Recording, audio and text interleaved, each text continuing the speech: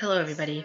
February is Congenital Heart Defects Awareness Month, and I am a CHD survivor of 23 and a half years, and I just want to share my story on my life living with my CHD.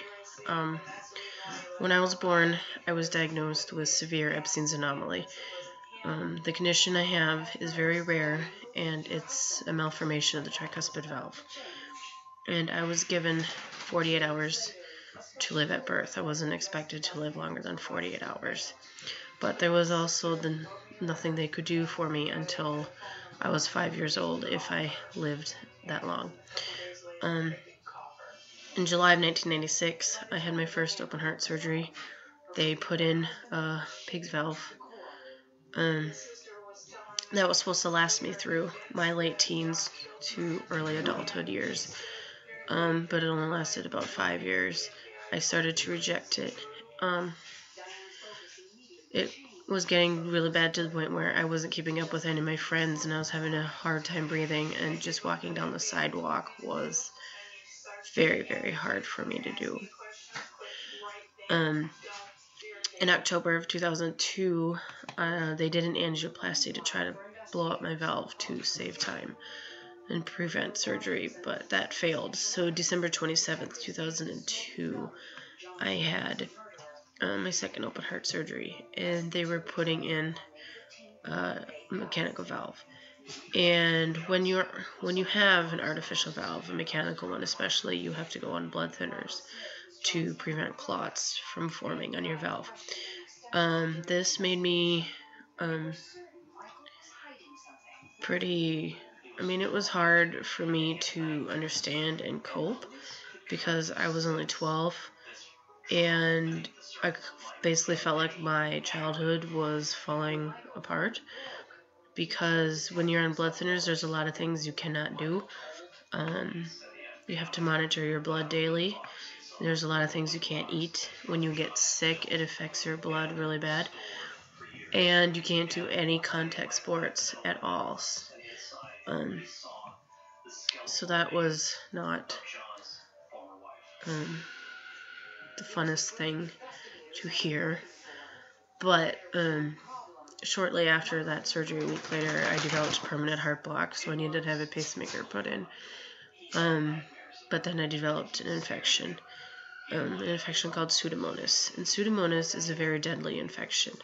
Not a lot of people survive with Pseudomonas. Doctors were amazed that I had lived that long with my Pseudomonas infection. I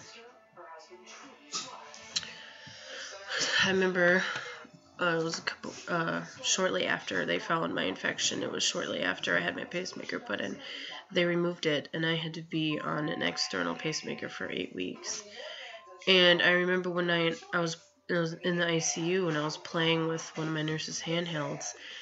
And when I gave it back, the next thing I remember was I had so many people around me. I had code blued on them. I coded. And I asked what happened, and one of the leads snapped. And I am 100% pacemaker dependent, so whenever a lead broke or something happened, my heart couldn't keep up with it.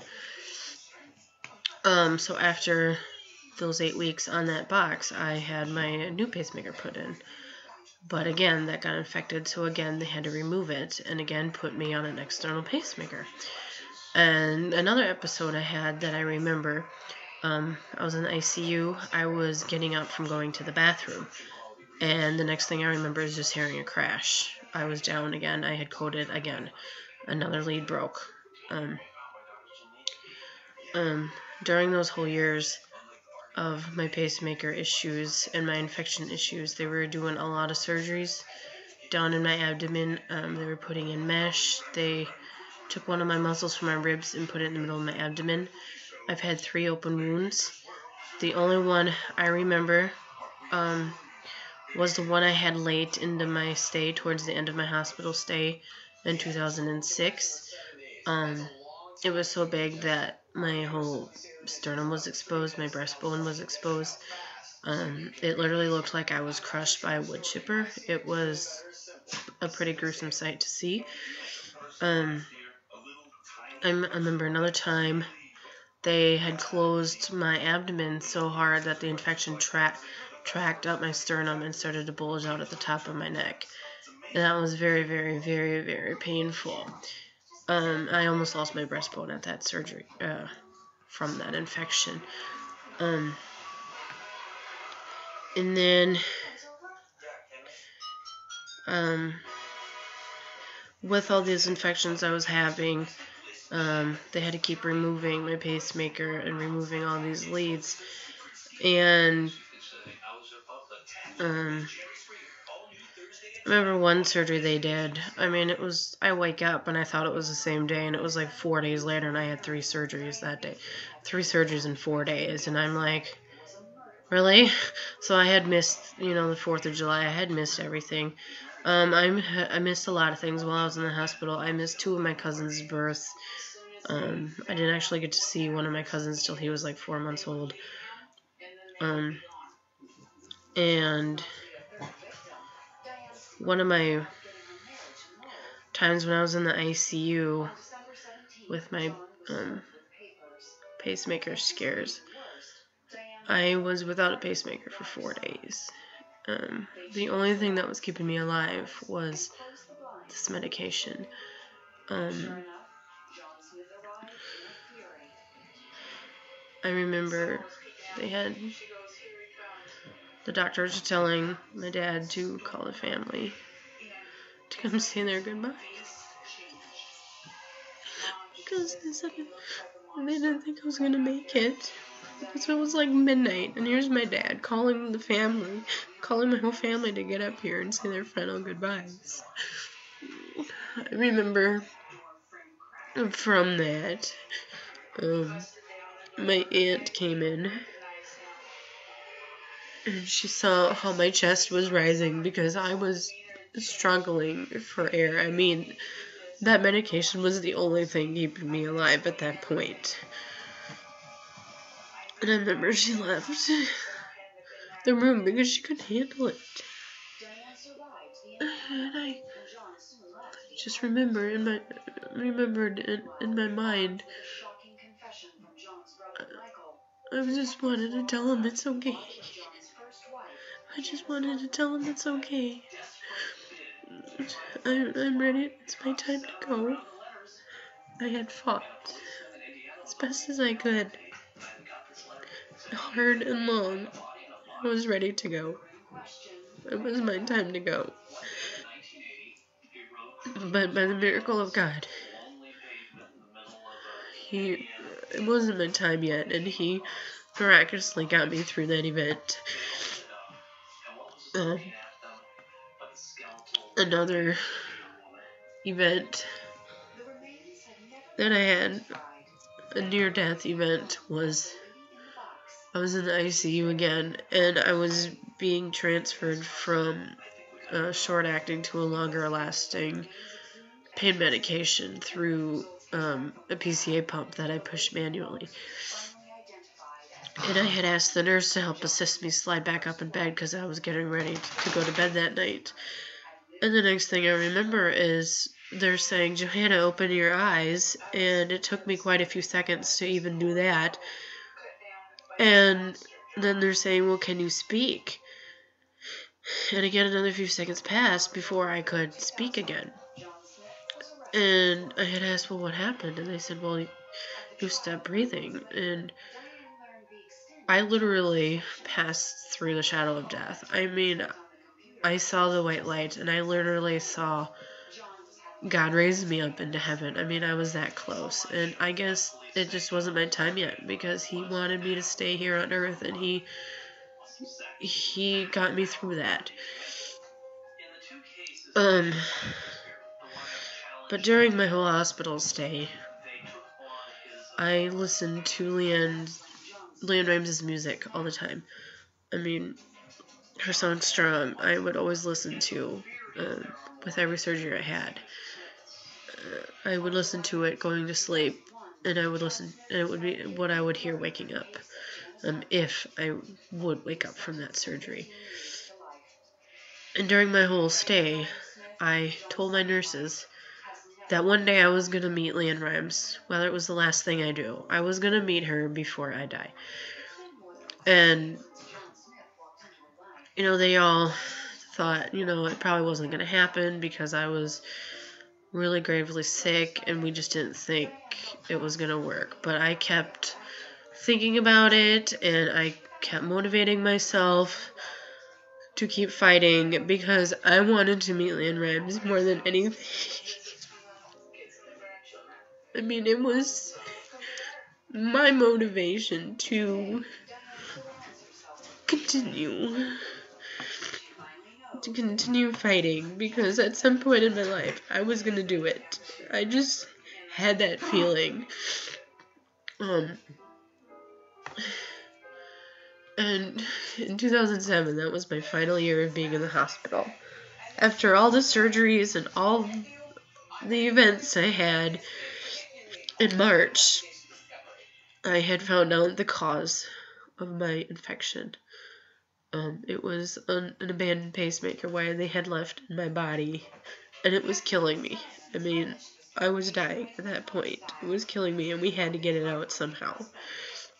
And I had surgery in September, and it failed because the doctor didn't remove the wire. So I told my dad, I said this surgery was useless. And he told me not to talk that way. And 2 weeks later, I was draining out of my stitches again. And, my dad was like, you were right. I said, see, I told you. I said, the only way I'm going to get cured is if this wire comes out.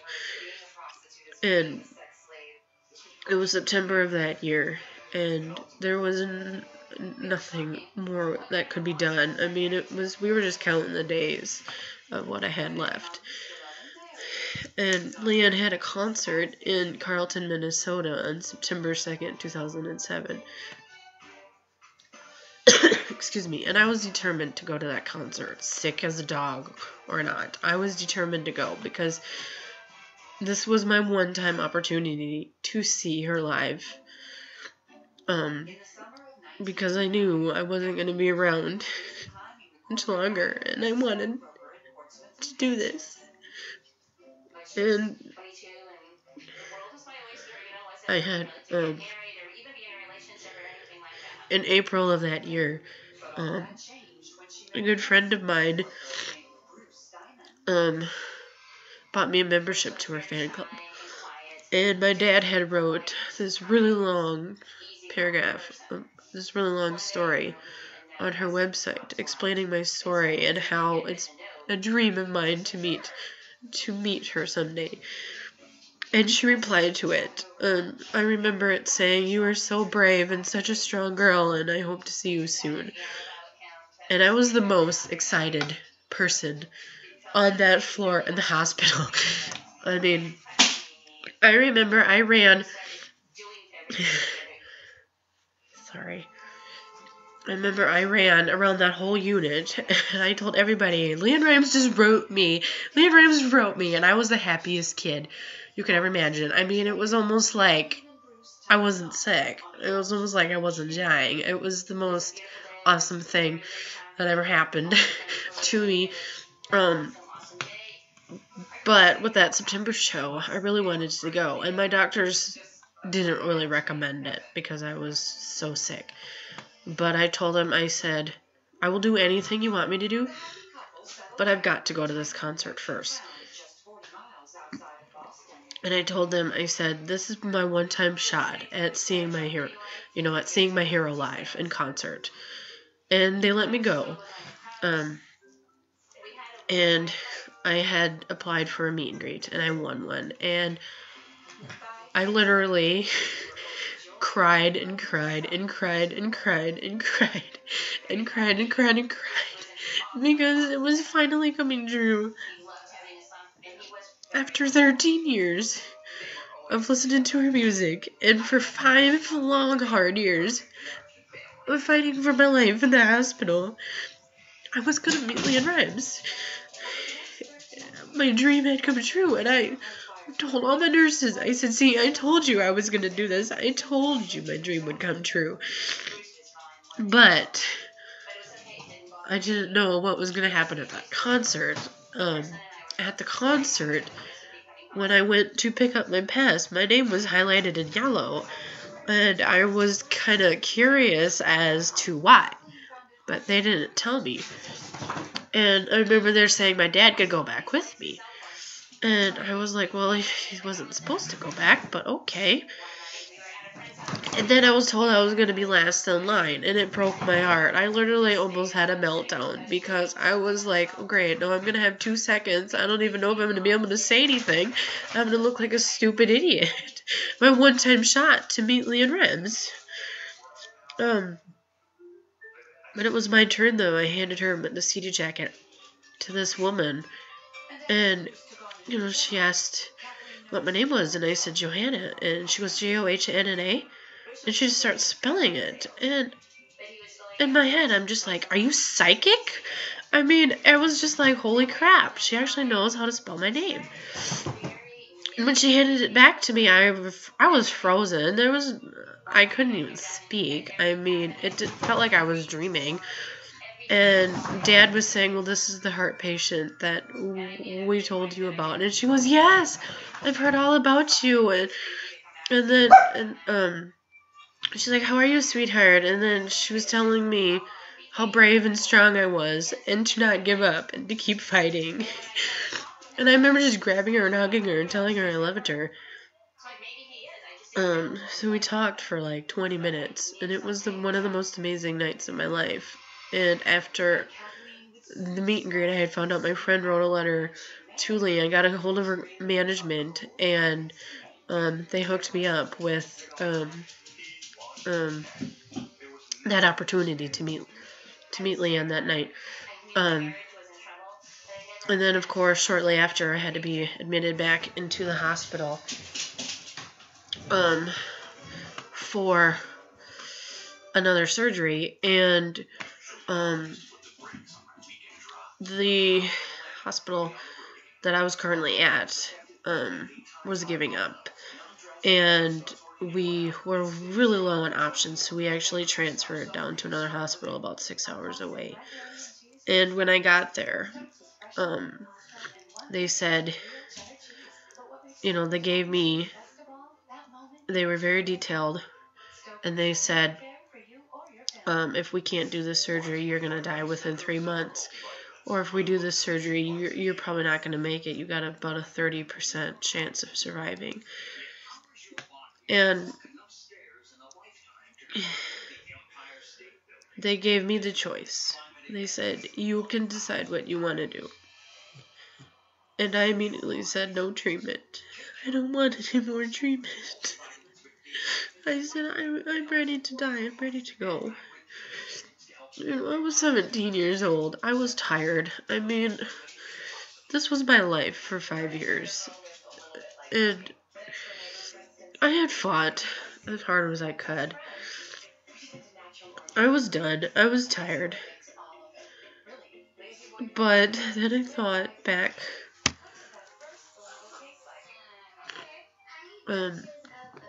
to the meet and greet with Leanne, and I remember the words she told me, that you're so strong and you're so brave, and to just keep fighting. And that's what motivated me to do it. I mean, if it hadn't have been for Leanne telling me that, I wouldn't be here right now. And then I said, okay, let's do it. Whatever happens, happens. On the day of the surgery, you know, I didn't know if I was going to make it. It was supposed to be like a 40-hour surgery. And then, you know, we said our goodbyes.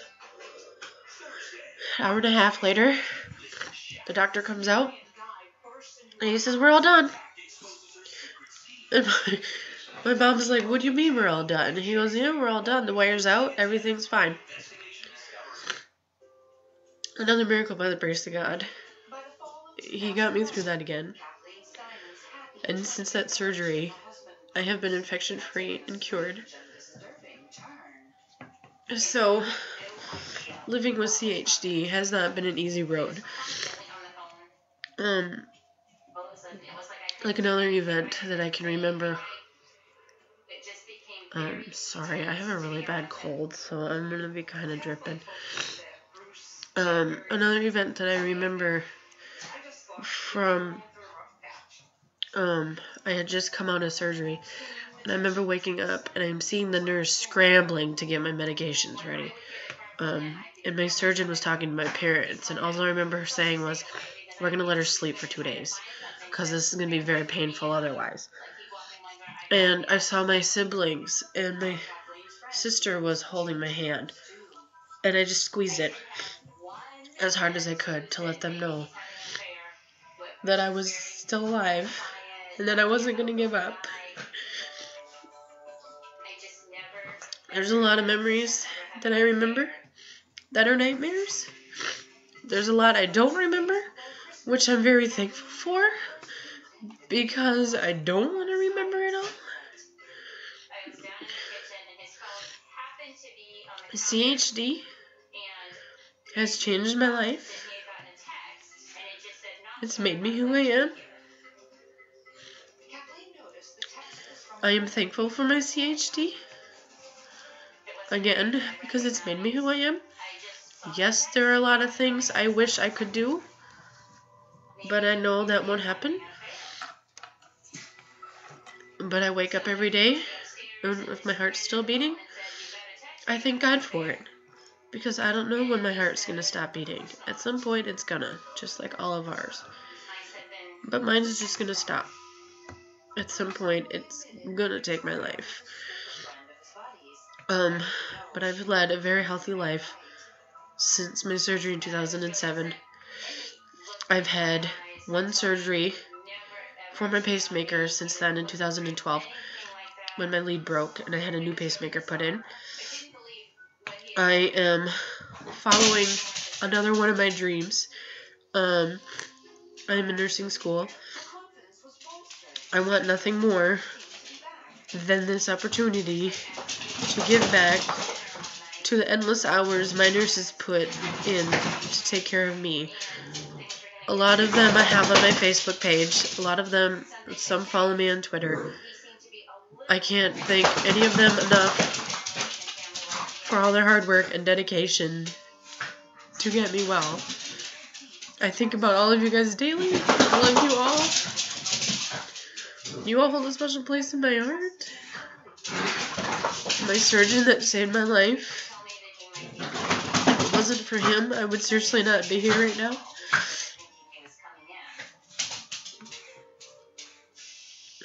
Cherish those heartbeats that you have, because you don't know when it's going to end. You don't know when your time is going to come. My Lord and Savior is the most amazing God ever. He has pulled me through so much.